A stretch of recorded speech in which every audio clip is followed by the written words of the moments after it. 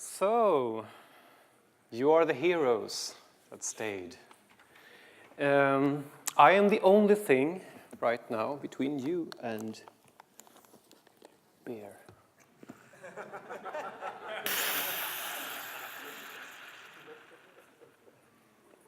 So, I will talk for a little while. I won't be too long. This was hard. Sorry. I just wanted to tease you a little bit. Anyway, we'll answer some questions, and then we can go on with our happy lives and mingle with the salespeople and other interesting people, maybe. So, welcome. First of all, I just wanted to mention what a pipeline is, because it's kind of unclear sometimes. Pipelines, for this definition, is something that translates into one or more MapReduce things that takes input from HDFS and output typically onto HDFS or someplace else. This talk will have a little bit of background about Spotify, about what kind of systems we're building, what kind of big data work we do. I'm going to talk a little bit about how Docker improves our engineering experience. And I'm going to talk about how Docker becomes piece of the puzzle to handle the growth that we're currently in. And then I'm going to finish with a little bit of practical advice with regards to using Docker in a big data setting. First of all, Spotify is a known thing these days, which is nice. When I started doing public speaking for Spotify, you could end up in a little country where we hadn't launched and no one knew. We do streaming music, we sell subscriptions.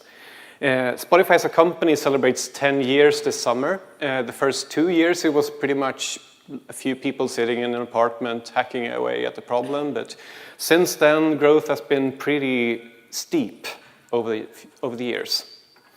We have 30 million paying subscribers, but we have most of our users in the free tier. So this 30 million is sort of the most recently published number that indicates the kind of size of our operation. This translates into millions of concurrent users at the same time using the service. I've been at Spotify for 6 years. When I started, we were less than 50 engineers. Now we are more than 1,000, I think.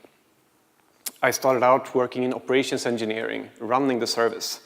But since then, I moved into backend development. I work a lot with free software at Spotify, and I also worked a bit with data infrastructure.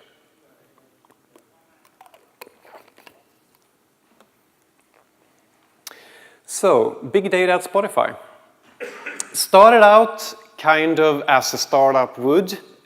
We had this problem of counting playbacks. So we have legal agreements with record labels that says that we need to count every playback, and we need to do it in a quick and reasonable fashion, and Hadoop seemed to solve that problem. So we got a stack of servers. It started out with something like 9 servers in a pile in the corner in the football room. We had problems with overheating when the sun came in through the window. So we actually did manual bug fixing by bringing something to shield off the sun. So that was the early days. We started out, since we were almost exclusively a Python shop, we started out doing streaming Hadoop with Python. And once we grew out of this very, very hand-hacked and with every node being slightly different cluster, we moved into Amazon and did Amazon's hosted Hadoop for a little while in 2011. But in 2012, we said, we're going to do this right. We calculated that we could build a cluster that could manage our workload for the same cost that it would be to pay for 1 month of our Hadoop rent from Amazon. So that seemed like a good idea. We got a cluster with 60 nodes. It was awesome, and we spent a lot of time figuring out which models we should have and stuff like that. Another significant thing around this time that happens is that we start developing Luigi. And Luigi is the thing we use to build the pipelines. It's a Python library that defines the concept of jobs, and jobs have input and output and dependencies to other jobs. And this conceptual framework can be used to construct pipelines that spawns tens, 50, 100 different MapReduce jobs to satisfy certain things. So for example, 1 hour of endsong logs would be processed with one job. And if you want to have a whole day, then you would have 24 of these. And you would just spawn a Python job that points to the top level job, and then its inheritance down, or its dependencies down to the hourly jobs will satisfy that. So it's a very powerful way of describing how you work. And it's an open source project, the most successful open source project that Spotify works on. We have thousands of users in the world that does this. And we had growth. We also got more technologies. From the point of view of developers that work on big data, people are interested in trying out new and shiny things. People are interested in being able to use the latest frameworks. We concluded kind of quickly that the Python MapReduce with streaming Hadoop was kind of slow, and moved over some parts to Java, but we still kept the old things because we had sort of piled on quite a bit of software that ran in these jobs. Our recommended way of building things would be in Apache Scrub, and since then we also introduced quite a bit of Scala MapReduce jobs built using the scalding framework. And this development, where you have a proliferation of different technologies and solutions, can be traced back pretty much to this engineering culture at Spotify, where you have very independent teams that has a lot of autonomy when it comes to setting up and deciding how to build things, deciding how to work. We don't have a prescribed model of how we work in our teams, or squads as we call them, but some use Kanban and just whip limiting, some use some Scrum elements, and some use totally different methodologies. And big data started out as stream counting, but soon it sort of grew into many other different areas of the company. And with this, it became a bit of a problem to keep everything sort of neat and tidy. And people had their own needs in various, or had their own ideas about how to build things pretty much. So we had a very standard setup of a cluster with data nodes, and we had a name node in the middle, and then we had edge nodes that sort of lived both on the Hadoop network and on the outside network. And we had some shared ones, and they had sort of proper and given names that you could log into them. And some person installed something like a package, and they compiled their own package and installed it, and hundreds of people had, or perhaps 50s of people or something, had root on these machines, and they did various things. So they ended up being very, very special creatures, and they ended up running from their cron tabs very, very important business-critical things for the company. Some things just ran once every month, and you never noticed when nothing was wrong, but that job might generate something that's really, really important to someone, like financial reporting or something like that. So the model with some shared edge nodes, a handful of machines, turned out to be very fragile. And our solution to that, which was kind of in line with how we were thinking about autonomy and sort of owning your own thing, was that we spawned more edge nodes so that people could set up their own edge node and have their own little special things, and would sort of be the person responsible for making sure that edge node worked. And that's kind of a good strategy, but it's also a way to get quite a bit of chaos. For example, we tried to do global upgrades of certain system packages, and there was, first of all, it was kind of tricky to figure out where all the edge nodes were. Some machines had the service type edge node, but it didn't really sort of they weren't in production. Some didn't have the label, but were in production, and it was kind of very chaotic to just add more edge nodes. And we moved into a model where we have instead tried to move as much as possible into a shared execution environment as well. So this shared execution environment are a set of machines that uses Puppet and some cron things and some other magic to extract information from software repositories about which cron things that should be ran. So when you create a new pipeline and you want to put it in production, you create a cron file in a certain location, and then you add a line to your configuration of the continuous integration system. And this line of configuration then copies this cron line into a shared repository of cron lines, and those gets distributed out to the 4 different nodes that are the shared execution environment. And it's all very magical, but still it meant that we moved responsibility for the things that run on our services from people having their own edge node, in many cases, into this shared execution environment. But some needs weren't really met by this. For example, there are plenty of use cases where you use Hadoop to generate an index file, or you generate a database dump. And some of those things needed a lot of local disk on the machine that did the job. So you would pull a lot of data from Hadoop, you would create a file, and then you would upload it somewhere, for example.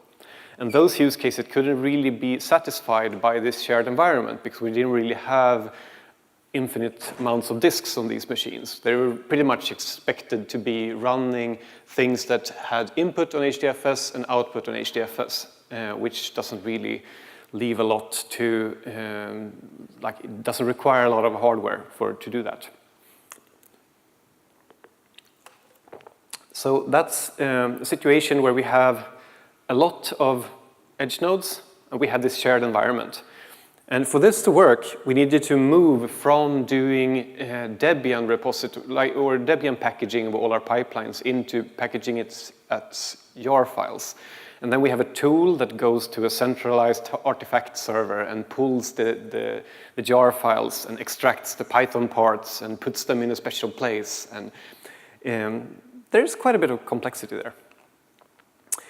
So in this situation, we decided to, we ended up in a situation where we were pretty much stuck with certain parts of the system at the version that we had installed there. Because upgrading everything at once on these machines, that would have been sort of the risk of things failing would have been so large. So we needed to do something to be able to sort of break out of the deadlock of having a unified system where we had a specific version of all the libraries that you would expect on the edge node. And we decided to look at Dockor for this. And you can think of why you would look at Dockor. I guess that one of the reasons we looked at Dockor is that we use Dockor a lot for production traffic at Spotify. So we use something called Helios. Wrong slide. Do you know what Dockor is? Or are you just sort of swept away with the buzzword thing? That container thing seems nice. So in so many words, Dockor is something that look like virtual machines, but aren't really. It's a way of running things on a Linux machine so that it seems like the thing you're running lives totally independently of all the other things on that machine. And it uses namespacing, and it uses various kernel mechanisms to be able to shield off this sort of things that run inside Dockor with the surrounding things. And you invoke the Dockor command with an image name, and if you use docker run -it image name, that will be an interactive invocation of the entry point that was defined for this thing. And the image that you run gets pulled from a repository server that holds images. And the file system layout gets reset between invocations, which is very convenient because sometimes a lot of our pipelines tend to leave files behind and stuff like that. So it's a way to have a more controlled environment. And you construct your Docker file such that it's kind of layers on layers on layers of images. This has a few advantages. So this image inheritance, it makes it possible to declare in your Docker file that this Docker file should contain this and this and that, but it should contain it on top of something else. Something that, for example, an infrastructure team built. And this image inheritance model is convenient because it is very amendable to caching. You can cache the things that doesn't change. If you build your pipelines and don't create shaded jars, but you create a jar that just holds the code to your specific pipeline and not all the dependencies, then you can create a new jar that is perhaps 100K. And that image will put itself on top of the previous image that held the dependencies. And you can sort of use this to just distribute the things that you want to distribute. So Docker is in heavy use at Spotify for production services. So when you log into Spotify, your client connects to the Spotify services, and there's a login service, and that service lives inside a Docker image on the production environment. And like 2.5 years ago, we started developing this system that we call Helios. It's also open source, also available. It is very much alike Kubernetes, which wasn't in existence at the time, so we kind of built it in parallel, at least not the features that we needed. And we have a lot of useful infrastructure. We have mechanisms for deploying new versions of services. We have mechanisms for figuring out if you have 50 different production machines that runs Docker, that runs your service, then you can sort of get the status update of which version everyone runs and those kinds of things. And it solves some packaging problems that are kind of hard to solve. So you would think that having everything packaged or with Debian packages or everything packaged so that it's version controlled via Puppet would make for machines that are totally sort of in a known good state at all times. It turns out that there are several different things that can happen. There can be security updates that gets installed at some point, and then the upstream repository for your Linux distribution might have been broken at some point, and some package didn't get included, and you end up in a situation where things are slightly different on most machines.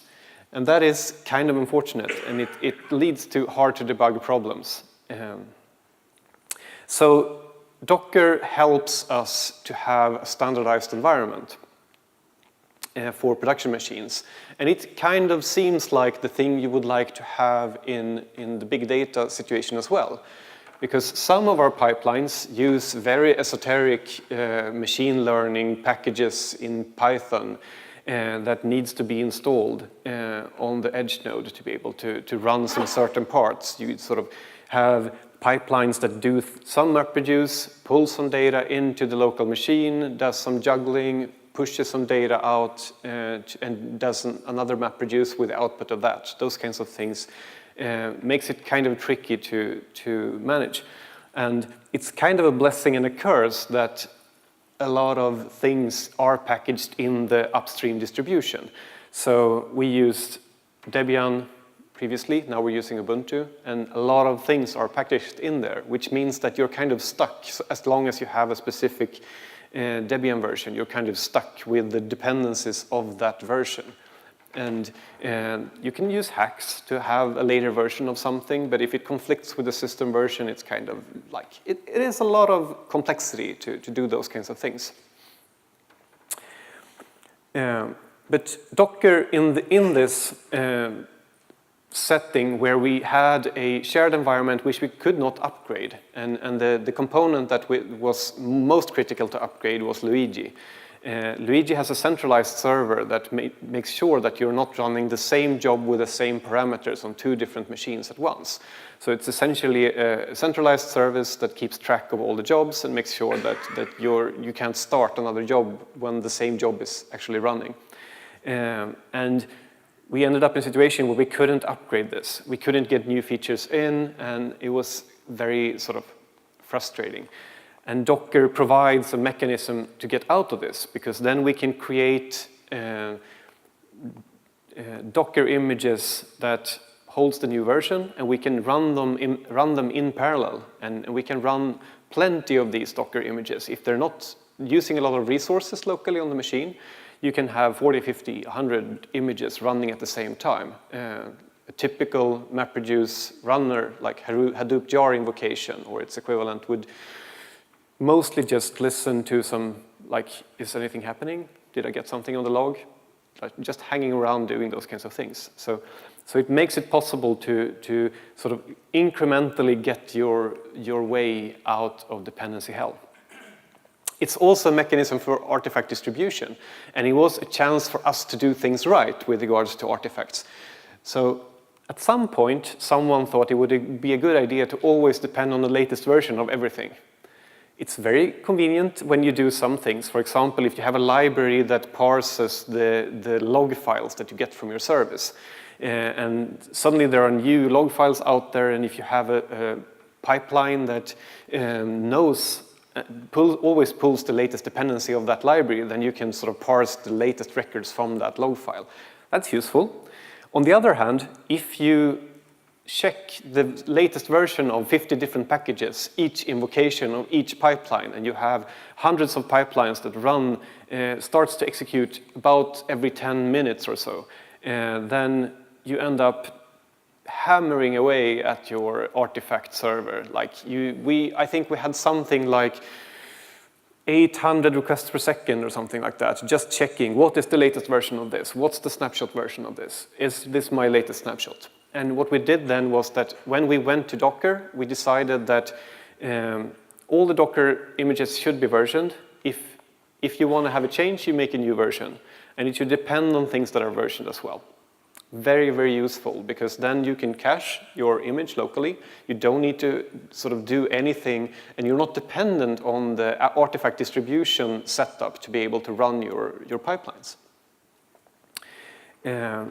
And the image inheritance mechanism made it possible for us to share infrastructure, to start adding functionality in the base image that all pipelines that use the specific parent image would get for free. Talk more about that in a little while. So this meant that previously you had a Maven project with some Python, mostly Java or Scala, and then you had a cron file, and the build step in our specific dynamic or domain-specific language that describes our pipelines would upload the resulting jar, would copy the cron file into a repository and make sure that it ended up in execution cluster. And that magical thing could be replaced by having a Docker file that declared some things that would be copied. It's very straightforward. It just tells you which things will be copied in and what the entry point of your pipeline is. And then you can have a Maven build step that uploads it to the repository. And this makes it less magical. You can build things with standard tools on your standard laptop that you're working on or workstation. And it was sort of some weight that lifts off your shoulders with regards to complexity and magic. The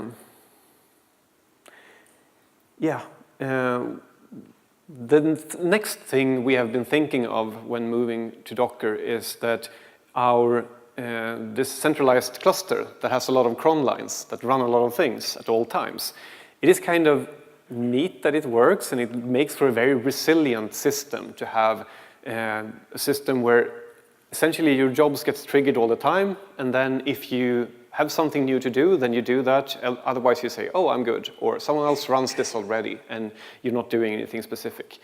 And the sort of information that a job has successfully completed is that the directory that it outputs gets generated. So you generate a random file name, and then you move it into its proper location once your job is done.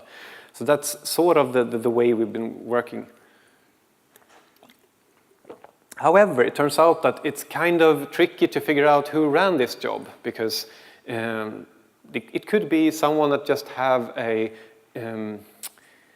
edge node somewhere that submits jobs. It could be that your job has a dependency, and then, especially when you have an outage and you want certain jobs to have priority, I want these jobs to actually work and I want to stop all the other jobs. Figuring out who triggered job X, how do we stop it?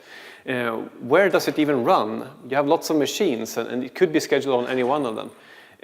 So that's something that we really want to get away from. And Docker provides a neat, nice, clean interface here. So we are building and soon moving into production with execution as a service, which is essentially a way to have a centralized place where you say, I would like this pipeline to be run, and the interface here could be the Docker image. So you say an image with a specific version should be run every day. And then instead of just randomly triggering things and hoping that things work out, or if they fail, that you will find the failures someplace, we actually keep track of the execution and make sure that we track that. So that's something we are building right now, and hopefully there will be a free software release. I'm thinking that this might be a good complement to Luigi that some of you may even use. Another problem, so this was mostly in the engineering experience part. So developers are kind of frustrated that it's all very magical and they don't really understand what's happening, and hopefully this will solve them. But we also have data growth.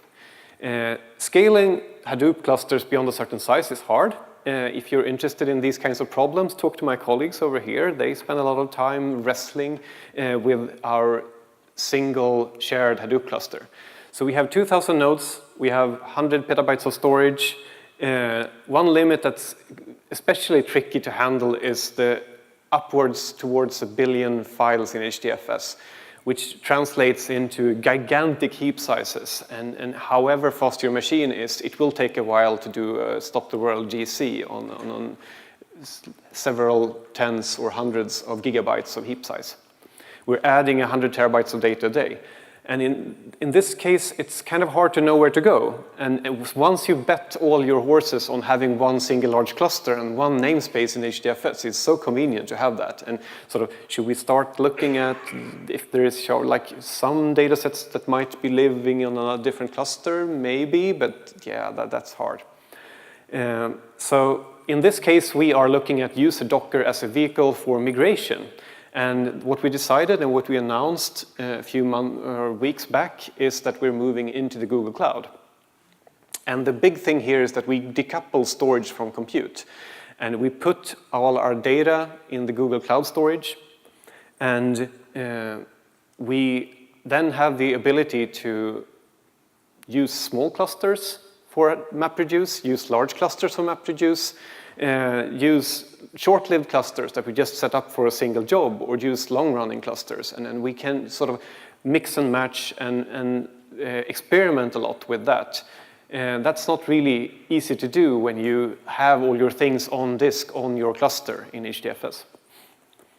And this migration that we're working on, we have a very clear entry point for doing this. That it is the base image of the Docker image that makes it possible to add functionality to do authentication against Google, set up configuration, create a cluster or call a service that creates a cluster for you, and those kinds of things. And our goal is to build something where you can update your base image and have a hook that gets called before your job, and then all kinds of magic happens, and ideally there should be very, very few, or hopefully no, code changes to be able to run things in Google Cloud instead. So where are we now with this? We have 2 squads, 2 teams that use Dockerized pipelines in production. We are using Luigi a lot for everything. Luigi's model of doing push-pull based dependencies, where Luigi goes out, checks a lot of files on HDFS. Does this exist? Okay, then I can run this, or and those kinds of things. It is somewhat inefficient, you realize. It's a very robust model, but it would be nice to have jobs be spawned as triggered by a completion event. So we are looking at finding new models for setting up these. And this execution as a service is soon in production, that I mentioned before. And the Google Cloud migration is something we are very hard at work with. And I don't know what you say about how many weeks or months we have left with regards to capacity in our current cluster, but it's running out quickly, and we need to sort of do the cartoon thing where you build a bridge and run on it at the same time. And Docker is used as a driver for hopefully mostly transparent migration. So that was about Docker. If you are looking into this, I have some recommendations.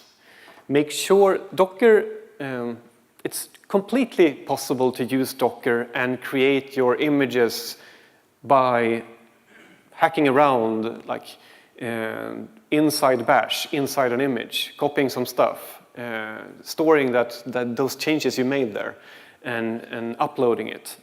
And that's kind of easy to get into that habit, but make sure that you have a normalized build environment that you can use and that you can reproduce all the images that you build. Use explicit versioning. Don't use just latest, but use explicit versioning. Yeah, it's a little bit of a pain in some instances, but it's so useful to be able to see in a log file, for example, oh, this pipeline that ran 2 weeks ago, did it have this version of this dependency that created this bogus records, or did this Unicode conversion in the wrong way, for example? That's not something that's easy to figure out if you just say, oh, it ran latest. Because, yeah, what was latest? But doing explicit revisioning of Docker images makes it possible to go back and see which dependencies did you have. Another thing I can recommend is a Maven plugin called Dockerfile Maven that we have built at Spotify and released as free software, and it's available from GitHub. It is a small tool that makes it possible to, with a few lines of configuration in your POM file, have Maven set up and build the Docker images for you. So that's advice from me. I think I'm done.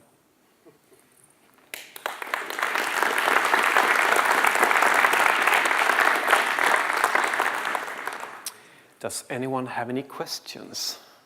We have 6 minutes, 58 seconds. Yes? So you aim to move 100% to the cloud, or are you still keeping the hardware around to run sort of hybrid, some jobs from there? So you're asking whether we're expecting to move 100% to the cloud, or if we're expecting to keep some hardware and run some sort of hybrid setup. I would say that we are pretty much in panic mode right now. We haven't really thought a lot about that, but hardware will be old and die at some point. And we have spent so many hours working on BIOS revisions of machines that overheats and sort of bad memory and shit that is so boring and so frustrating. So if it's possible to move away and have someone else do that, yeah, it would be fantastic. Realistically, we'll keep the old hardware around for a long time. Yeah. So, what's your cost comparison between the Iron and the cloud? That is a good question. I'm not sure I cleared any cost comparisons with my press group, so I may need to punt that one. But in general, comparing cost has changed a lot, at least since we experimented with AWS a long while ago. There is definitely price competition on the sort of the raw compute and raw storage between Amazon and Google and also Microsoft that makes for kind of slim margins. And if you can get away from spending all the time that you spend provisioning machines, setting up operating systems, doing lots and lots of things that you need to do when you own your own things, then I would say that it's very favorable to buy it as a service. But like dollar for dollar, once you have it depends on how good your deals are when you buy hardware, essentially. I think that's a very important part. How good are you at negotiating with the Dells and HPs of the world? Yes?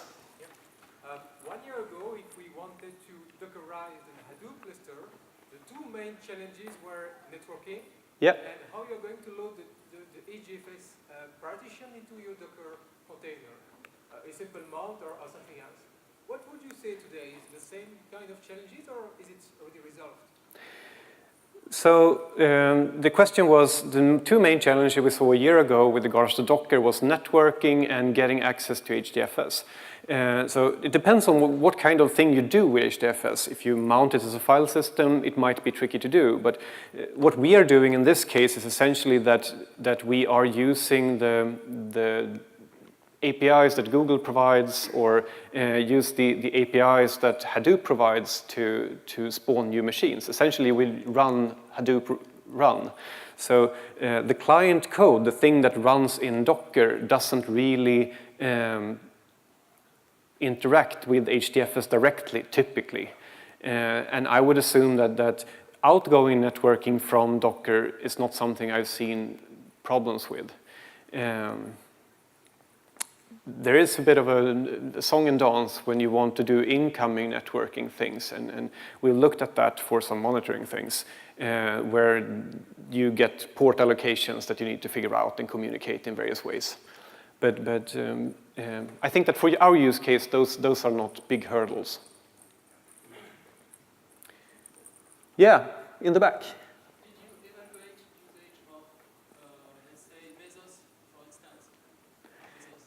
So I hear you mentioning Mesos, but I didn't really hear the question. Unfortunately, I know very little of Mesos. It would be nice to be able to clone yourself in 10 different copies and try out things and sort of put your development teams to run in various directions. Unfortunately, in the real world, you're kind of limited by pesky things like it's hard to clone people and stuff. But my take on those technologies is that there might be a winner coming out, and there might be some of those ideas that gain a lot of mindshare, and in that case, I hope that we are flexible enough to pick it up.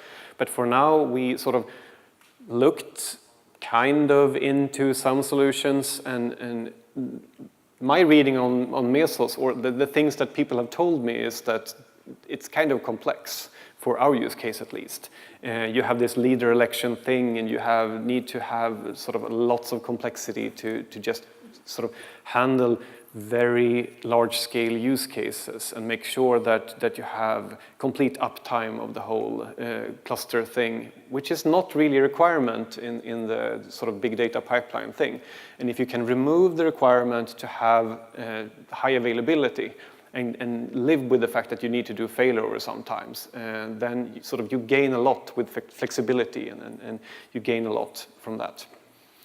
So I can't really talk about Mesos a lot, except that I hear that it's complex, but maybe. Sorry. Yes? Do you offer specific infrastructure to run the Docker images for the teams, or do they still have their own HMOD? So we have some infrastructure to run Docker for the teams, and that's the sort of execution as a service that we have.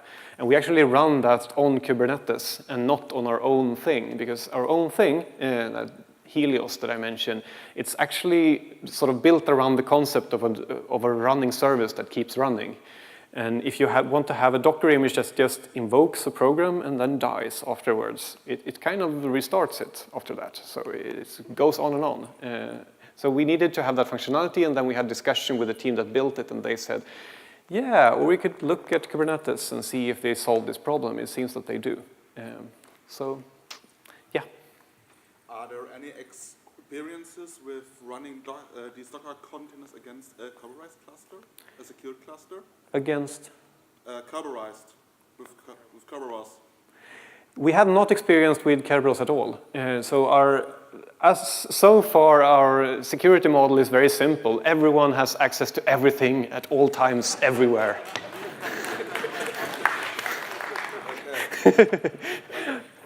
And I'm out of time. It's beer time, guys. Thank you for coming.